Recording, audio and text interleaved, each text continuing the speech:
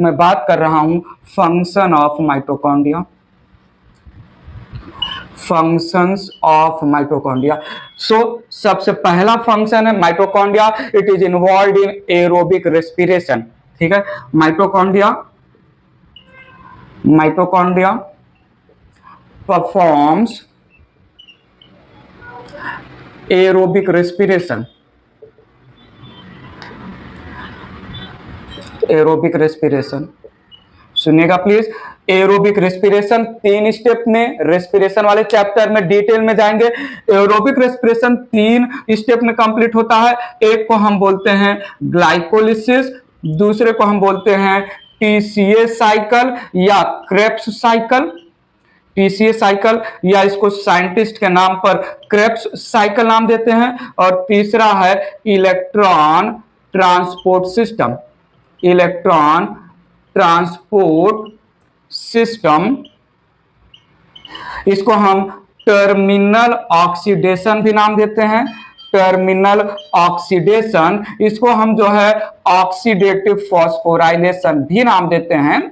Oxidative phosphorylation, 3 अलग अलग नाम को जस्टिफाई मैं चैप्टर जब आएगा तब करूंगा। ग्लाइकोलिसिस में होगा ग्लूकोज।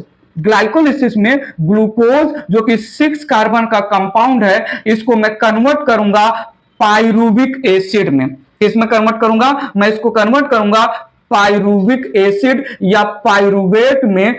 6 कार्बन का compound, 2 molecule of pyruvic acid, 1 molecule 3 carbon का कंपाउंड होता है। सो यहां पर फर्स्ट स्टेप ग्लाइकोलिसिस में ग्लूकोज का 1 molecule 2 molecule of pyruvic acid में कन्वर्ट हो जाएगा। 1 molecule of pyruvic acid 3 carbon का होता है। यह प्रोसेस होगा इन द साइटोप्लाज्म।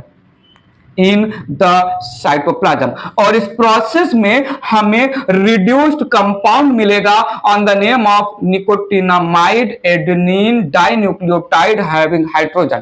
ठीक है, सो निकोटिनामाइड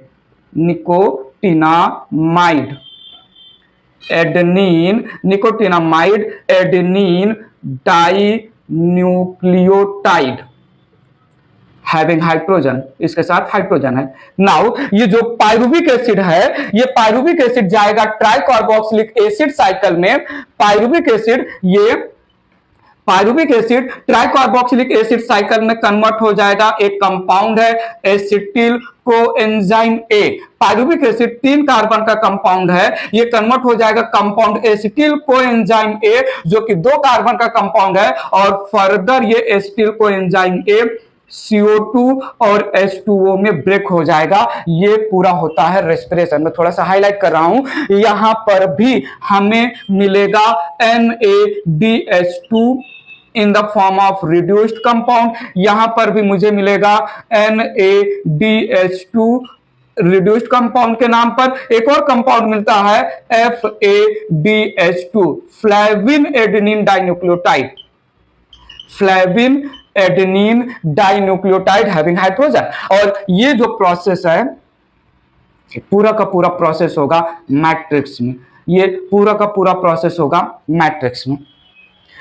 रेस्पिरेशन एक प्रोसेस है जहां पर रेस्पिरेटरी सबस्ट्रेट को कंप्लीटली ऑक्सीडाइज किया जाता है। रेस्पिरेटरी सबस्ट्रेट के नाम पर मोस्ट फेमस सबस्ट्रेट लिया जाता है glucose. So during respiration 1 molecule of glucose it is completely oxidised in carbon dioxide and water. 2 step में, कुछ पार्ट जो है साइटोप्लाज्म में हुआ, कुछ पार्ट हुआ जो है मैट्रिक्स ऑफ माइटोकॉन्ड्रिया में। ठीक है, ग्लूकोज को जब मैं कंप्लीट ऑक्सीडाइज करता हूं in the presence of oxygen into carbon dioxide and water, so हमें रिड्यूस्ड कंपाउंड ऑब्टेन होते हैं। और ये reduced compound NADH2 and FADH2 participate करते हैं इलेक्ट्रॉन ट्रांसपोर्ट सिस्टम में। And this electron transport system it occurs over inner membrane of mitochondria. और इसमें जो है पार्टिसिपेट करेगा ऑक्सीसोम भी। और this reduced compound on the name of NADH2 और FADH2, रिड्यूस्ड कंपाउंड का होगा ऑक्सीडेशन। कैसे होगा, बात की बात है। रिड्यूस्ड कंपाउंड का होगा ऑक्सीडेशन, जिससे हम जो है एनर्जी ऑब्टेन करेंगे इन द फॉर्म ऑफ एटीपी। 36 या 38 एटीपी कंडीशन डिपेंड, कौन सा कंडीशन डिपेंड होता है, 38 या 36 मॉलिक्यूल ऑफ एटीपी हमें एरोबिक रेस्पिरेशन में ऑब्टेन होगा। So mitochondria it performs aerobic respiration. से मुझे याद आया, यूकैरियोटिक सेल है तो माइटोकॉन्ड्रिया होना चाहिए, इसको यूं बोलता हूं मैं। यूकैरियोटिक एरोबिक सेल है, यूकैरियोटिक एरोबिक ऑर्गेनिज्म है तो उसके पास माइटोकॉन्ड्रिया होगा। लेकिन अगर वही यूकैरियोटिक ऑर्गेनिज्म एनारोबिक है, जैसे ईस्ट हो गया, कुछ प्रोटोजोन्स हो गए, तो इनके पास माइटोकॉन्ड्रिया का प्रेजेंस कैरेक्टर है यूकैरियोटिक का। लेकिन एक्सेप्शन अगर मैं लेना चाहूं तो mitochondria it is found in aerobic eukaryotic organism, mitochondria absent in anaerobic eukaryotic organism. बात समझ में आ रहा है। एनारोबिक यूकैरियोटिक ऑर्गेनिज्म में ईस्ट हो गए, कुछ प्रोटोजोन्स होते हैं वो भी एनारोबिक रेस्पिरेशन परफॉर्म करते हैं। मैं बैक्टीरिया की बात नहीं कर रहा हूं, बैक्टीरिया तो ऑलरेडी जो है माइटोकॉन्ड्रिया एब्सेंट होते हैं, तो ये एक मेन फंक्शन रहा। इस वजह से mitochondria it is involved in production of energy, it is involved in aerobic respiration that finally results in production of energy in the form of adenosine triphosphate ATP. Mitochondria को हम powerhouse of the cell नाम देते हैं, mitochondria को हम energy mill of the cell नाम देते हैं, माइटोकॉन्ड्रिया को हम बैटरी ऑफ द सेल नाम देते हैं। मेंशन करता हूं मैं, ठीक है। ले चलता हूं थोड़ा सा स्टोरी को आगे। मैंने क्या बोला, mitochondria found in aerobic eukaryotic organisms, aerobic eukaryotic organisms and absent in anaerobic eukaryotic organisms, anaerobic eukaryotic organisms, for example few protozoans primitive organism, ठीक है। सो ये पॉइंट जो है इंपॉर्टेंट पॉइंट है। माइटोकॉन्ड्रिया प्लांट के सेल में फ्यू इन नंबर होगा, animal cell में मोर इन नंबर होगा, मैच्योर आरबीसी में नहीं होगा, एब्सेंट होगा। बैक्टीरिया या जो है प्रोकैरियोटिक ऑर्गेनिज्म में एब्सेंट होगा। माइटोकॉन्ड्रिया यूकैरियोट्स में भी एब्सेंट होता है। अगर वो eukaryotic organism anaerobic respiration perform करे तब वहां पर नहीं होगा। माइटोकॉन्ड्रिया का मेन फंक्शन क्या है, एरोबिक रेस्पिरेशन परफॉर्म करना। सो मैंने यहां पर क्या बोला, mitochondria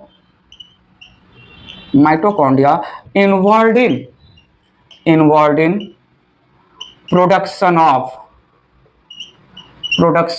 energy, involved in production of energy in the form of ATP, thus also called powerhouse of the cell, thus also called powerhouse of the cell, energy mill of the cell, battery of the cell,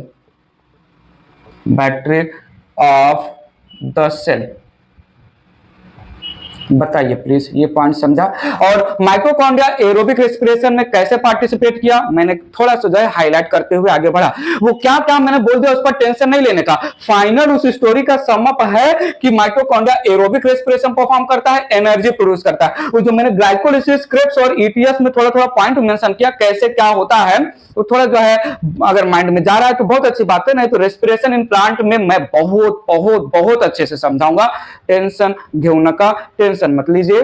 चलता हूं आगे। सो mitochondria का एक और function mention करते हैं। Second function, mitochondria performs metabolism of fat या metabolism of lipids. So mitochondria perform metabolism of lipid/fats, It performs beta oxidation of fatty acid. Fatty acid और ग्लिसरॉल का मिलकर बना होता है, तो इसमें जो फैटी एसिड कंपोनेंट है उसका बीटा ऑक्सीडेशन माइटोकॉन्ड्रिया परफॉर्म करता है. So it performs beta oxidation of fatty acid. Beta oxidation of fatty acids ये जो है थोड़ा बहुत हाईलाइट होगा अगेन रेस्पिरेशन इन प्लांट वाले चैप्टर में. हेडिंग का नाम रहेगा एम्फीबॉलिक पाथवे. ठीक है, सो एम्फीबॉलिक पाथवे नहीं रहेगा, एम्फीबॉलिक पाथवे के आगे एक छोटा सा हाईलाइट किया जाएगा जहां पर जो है रेस्पिरेशन में फैट पार्टिसिपेट कर रहा है या कार्बोहाइड्रेट पार्टिसिपेट कर रहा है या प्रोटीन, कौन सा सबस्ट्रेट किस पाथवे के थ्रू रेस्पिरेशन में पार्टिसिपेट करके एनर्जी प्रोड्यूस करेगा, वहां पर थोड़ा सा हाईलाइट होगा बीटा ऑक्सीडेशन. और एक पॉइंट मेंशन कर देता हूं, mitochondria also performs elongation of fatty acid. Elongation of fatty acid. Fatty acid ये एक लॉन्ग चेन ऑफ हाइड्रोकार्बन है. Fatty acid represent long chain of hydrocarbon having carboxylic group. तो long chain of hydrocarbon के elongation में जो है mitochondria का role है. एक और इंपॉर्टेंट फंक्शन मेंशन करता हूं, mitochondria it provides raw materials. Mitochondria it provide raw material, it provide intermediates for the synthesis of different biomolecules. Mention करता हूं यहां पर. So mitochondria provide intermediates या raw materials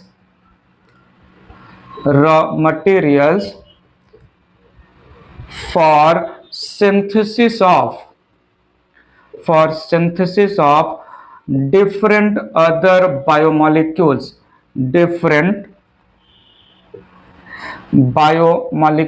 different compounds.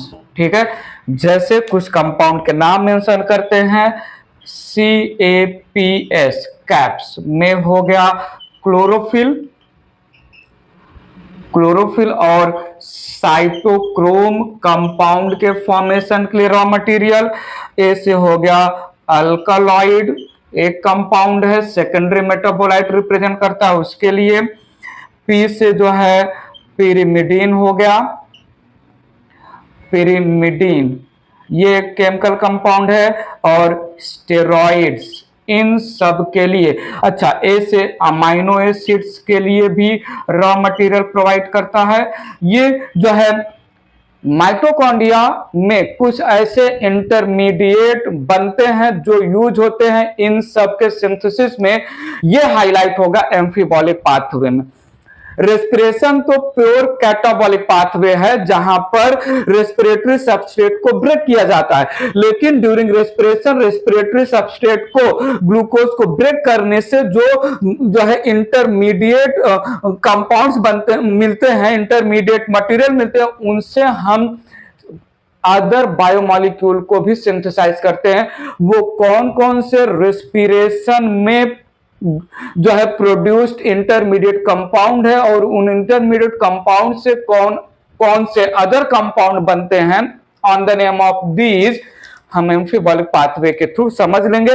Well यहां पर याद रखने पॉइंट ऑफ व्यू, माइटोकॉन्ड्रिया जो रेस्पिरेशन में पार्टिसिपेट कर रहा है through out respiration process. Mitochondria बहुत सारे रॉ मटेरियल भी रिलीज करता है जो इन सब के सिंथेसिस में इन्वॉल्व है. सो माइटोकॉन्ड्रिया का मेन फंक्शन है to produce metabolic energy in the form of ATP by the process called aerobic respiration. और ये फैटी एसिड के बीटा ऑक्सीडेशन में, फैट के मेटाबॉलिज्म में. बताइए please. This was all about the function of mitochondria.